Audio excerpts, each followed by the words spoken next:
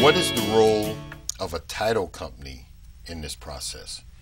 The title company is hired usually by the buyer's attorney, and their role is to check the records of the home, to the chain of title, to make sure what liens are against the property. In other words, they do searches against the property to turn out any private judgments, to turn out any mortgages that are of record, discover if there's any open taxes that haven't been paid, and most importantly, the actual chain of title.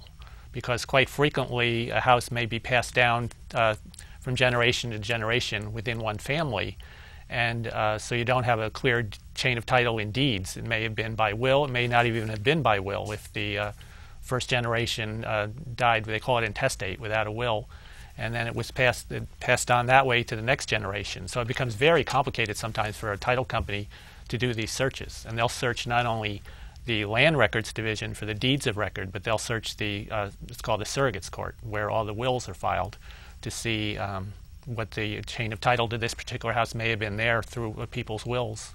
We're doing a property right now in the Bronx, and there's unfortunately an aunt passed, but she had two sisters, and I think the attorney is dealing with one that's in Vegas and one that's in California. Right. Before the nephew up here can sell the property. Is that something you take care of? Yes, definitely. Okay. I would be able to do that and go through the surrogates court with the family to see you know, what will is on file there or what might need to be done. If I didn't know, or not me, but there are people that didn't know that they're the second cousin of some, and then they end up getting a document or something being contacted that they're a relative of somebody who passed, right?